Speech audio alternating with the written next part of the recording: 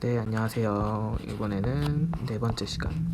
부모님 말씀을 잘 들으면, 잘 안 들으면이죠. 부모님 말씀을, 이게 이 딱딱딱 소리 안 나게 하려고 하니까 글씨도 더 못 쓰게 되는 것 같은데, 모르겠어요. 대충 할게요. 어차피 이 판서가 그렇게 중요한 것도 아니고, 제가 쉽게 보려고 쓰는 거니까 귀로만 들으세요. 부모님 말씀을 잘 들어야 된다. 예를 들면 어릴 때 이제 집에 어떤 부모님의 지인이 방문하시면 신발장에서 분들이 떠나실 때 꼭 그런 말씀 하시잖아요. 그래, 누구누구야, 엄마 말씀 잘 듣고 부모님 말씀 잘 듣고 안녕, 또 보자, 이러고 나가세요. 이러고. 근데 생각을 해보면 부모님 말씀이어도 맞는 얘기는 듣고 아닌 얘기 안 들어도 돼요. 제가 생각할 때는. 왜냐면 제가 기억하기로는, 지금은 또 어떤지 모르겠어요. 좀 친구 같은 부모님들이 요새 많죠. 친구 같은, 자식과 친구같이 지내는 분들. 이거 굉장히 좋은 거라고 저는 생각해요. 근데 예전에는 이 수직적인, 굉장히 유교적, 장유유서, 아주 별로인 이 수직 관계가 있는 집안이 특히 많았죠. 과거에는. 제가 30대인데 아마 제 또래 혹은 저 이상의 연배이신 분들은 이런 걸 많이 체감하셨을 거예요. 이렇게 하래요. 그리고 어른이 얘기하는데 말대답을 뭐 어쩌고 저쩌고. 어른이 얘기하는데 잘못된 것 같으면은 반론을 제기할 수 있어야죠. 그게 당연한 거예요. 한 사람의 이 자아가 있잖아요. 자아가. 이 사람 개인 자체에도 인격이라는 게 있어요. 인격. 이들을 무시하면 안 돼요. 왜 이 사람들한테 지시를 하냐는 거예요. 지시. 내가 살아봤는데 내가 살아온 기준에 한해서, 과거의 내 경험에 한해서는 이런 게 좋았어. 그래서 너의 상황에도 좀 이런 걸 했으면 좋겠어 라고 이런저런 얘기를 하되, 근데 네가 그렇게 생각하지 않으면 꼭 들을 필요는 없어. 대신에 그렇다고 네가 막 살면 안 되니까 나한테 다른 대안을 제시해봐. 내지는 내가 왜 그래야 되는데요? 하고 반문했을 때 얘기는 해줘야 될 거 아니에요. 근데 사실은 이분들, 기성세대 혹은 그 윗분들, 더 처참했어요. 이분들이 살아오신 그 과거는 그런 얘기를 해줄 사람이 없는 경우도 많았고, 어른이 얘기하면 무조건 들어야 돼. 무조건. 어디 버릇없이 반론을 제기하고 반항을 하고. 근데 이 반항이 굉장히 중요할 때가 있어요. 중요할 때도 있고, 이 관점이 맞을 때도 많아요. 사실은. 근데 안 듣고 싶어요. 왜? 내가 어른인데,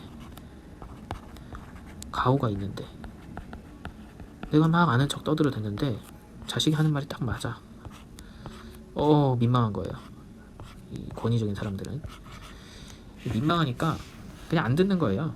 찍어 누르는 거죠. 야, 내가 시키는 대로 해. 내가 잘 알아. 이게 약간 첫 번째였나요? 한국 교육과도 굉장히 관련이 깊어요. 어른이 얘기하는 대로 그냥 살아야 되지만 책임은 또 안 져요. 마찬가지로 애들이 어리니까 뭘 모를 거라 생각하겠죠. 그렇지만 이들에게도 충분히 스스로의 자아가 있고 인격이 있는 인간들이기 때문에 존중을 해줘야 돼요. 존중을. 그렇다고 애들 말이 다 맞지도 않죠. 근데 적어도 이 세대가 변화하면서 지식의 습득 수준이 차원이 달라요.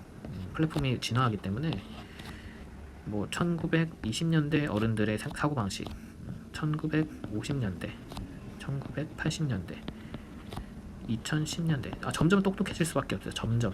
그러니까 내가 어렸을 때 기준으로 지금의 2023년의 어린이가 그만큼 모자랄 거다 이렇게 생각해도 안 돼요. 절대 안 돼요. 절대. 훨씬 똑똑해요. 제 기억에 촉법소년이라는 게 옛날에도 있었는데 이런 거가 있는 거 자체를 아는 사람이 없었어요. 촉법소년. 다 알잖아요. 요즘 애들이. 결국에 애들의 지식 수준은 계속 증가해요. 진화. 이미 알고 있어요. 얘네들은. 그거는 옛날 얘기지. 물론 그것도 좋은 태도는 아니에요. 근데 그렇게 반항을 심을 갖고 옛날이나 통하는 얘기지라고 생각한 이유는 충분히 설명 안 해줬기 때문이에요. 어른들이. 제가 왜 이런 생각을 하게 됐냐면, 이거 조금 사회 어둡고 안타까운 면인데, 이 택시비 지금이야 얼마인지 모르겠네요. 인천공항에 내려서 서울까지 오는 외국인한테 택시비를 20만 원씩 받는다. 뉴스에 나오죠. 그리고 식품 식당을 하는데 식품 원산지 표기 이런 거 가라로 거짓말 치고, 아니면 유통기한 지난 거 쓰고, 아니면 또 뭐 우리가 뭐 나쁘게 얘기하는 직업 있잖아요. 전자제품 파는 분들, 이런 분들 결국엔 남 등쳐먹는 거잖아요. 그러니까 가격을 이렇게 딱 얘기하고 정확히 팔면 문제될 게 없어요. 장난질을 하니까 문제예요. 똑똑하고 깨어있는 사람한테는 비싸게 못 받고, 조금 어리숙한 사람 등쳐먹는 거잖아요. 그러니까 욕먹죠. 욕먹는 직업. 이런 수많은 직업들이 있는데, 여기서 핵심적인 포인트는 이들도 다 누군가에게 부모예요. 누군가의 부모예요, 다. 여기서 착각하시면 안 되는 게, 지금 이런 사람들 다 욕하는 게 아니에요. 이렇게 등쳐먹는 인간들, 또 이렇게 거짓말치고 먹는 거 장난질하는 인간들, 이것도 마찬가지로 외국인이라고 잘 모를 거라고 양아치 짓을 하는 인간들. 이런 사람들이 생각보다 정말 많아요, 밖에 나와보면. 근데 이들이 누군가에겐 다 부모라는 거예요. 누군가에겐. 과연 이런 사람들 얼마나 될까 하면, 그냥 대충 보는 거예요. 대충 100명이 있다 그러면 솔직히 얘기해서 50명 이상이에요. 50명 이상. 이렇게 나쁜 놈 말고 배울 게 없는 사람들, 그다지 그렇게 막 이 사람 말을 잘 들으면 내가 진짜로 깨달음을 얻을 수 있고 인생이 잘 될 거야, 잘 풀릴 거야. 포함이에요, 포함. 이런 사람들을 포함해서 깨달을 것이 없는 사람들, 배울 게 없고, 혹은 이런 저런 사람이 하는 짓을 보고 절대 하면 안 되겠다, 이런 사람들 100명 중에 최소 50명이 넘어요, 실제로. 이거는 뭐 통계는 없는데 많이들 느끼시지 않았을까 싶어요. 그렇기 때문에 부모님 말씀을 잘 듣는 게 마냥 좋은 게 아니에요. 딱 보고 내 부모여도 아닌 건 아닌 거예요. 여기서 이제 유교식 사고방식, 어떻게 부모한테 그렇게 말하냐, 어떻게 네 부모를 어떻게 어쩌고저쩌고, 뭘 어떻게 해요. 아닌 건 아닌 거지. 아닌 건 아닌 거예요. 그리고 이 아닌 건 아니다, 이 아니다의 판단을 자식이 할 수 있게 만들어줘야 돼요. 자유롭게.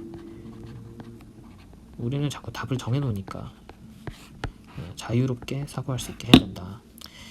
아무튼 이게 결론이에요. 부모님 말씀을 잘 안 듣는다고 해서 내가 나쁘고 문제 있는 게 절대 아니다. 이거 뭔가 좀 오해가 있을 것 같아서 지금 조금 첨언을 하려고 하는데요. 부모 자식 간의 관계가 제가 생각할 때 이렇게 자식은 부모의 말을 들어야 되는 이 수직 구조가 잘못됐다는 얘기예요. 제 생각엔 그래요. 이게 유교적 기반이잖아요. 결국에는 장유유서 뭐 있었는데, 아무튼 부모 자식 간에 어쩌고저쩌고 알고 싶진 않아요. 대신에 이 요즘 굉장히 보기 좋은 게 부모 자식 간에 굉장히 친구 같은, 부모도 자신의 생각을 얘기하되 나는 이렇게 생각하는데 네가 동의하지 않으면 어쩔 수 없는 거다. 그 반대로 자식도 부모의 말을 들으면서 예의를 지키긴 해야죠. 서로에 대한, 이게 부모 자식 예의 말고 그냥 서로 인간 대 인간으로의 예의는 지켜야 되고, 그 말을 듣고 안 듣고 자유고, 또 부모의 말에 대해서 항상 의문을 품을 수 있고, 부모는 또 그걸 설명해줄 저는 의무가 있다고 봐요. 그냥 시키는 대로 해가 아니고, 군대도 아니고. 아무튼 이런 게 이상적이라 보고, 제가 존경하는 어떤 뭐 관계를 뭐라고 설명해야 될지 모르지만 어떤 굉장히 존경하는 멋진 50대 남자분이 계신데, 저희 부모는 아니고요, 부모님은 아니고, 이분이 그런 말씀 하셨어요. 나는 부모 자식으로서 자식에게 강요하지 않는다. 강요하지 않고 이런 얘기를 해줄 수는 있지만 그거에 대해서 선택은 자식의 자유다. 좀 맞다고 봐요. 자유를 가진 하나의 인격체니까요. 대신에 강요를 한다면 그 강요로 인한 결과는 부모가 반드시 책임을 져야 된다.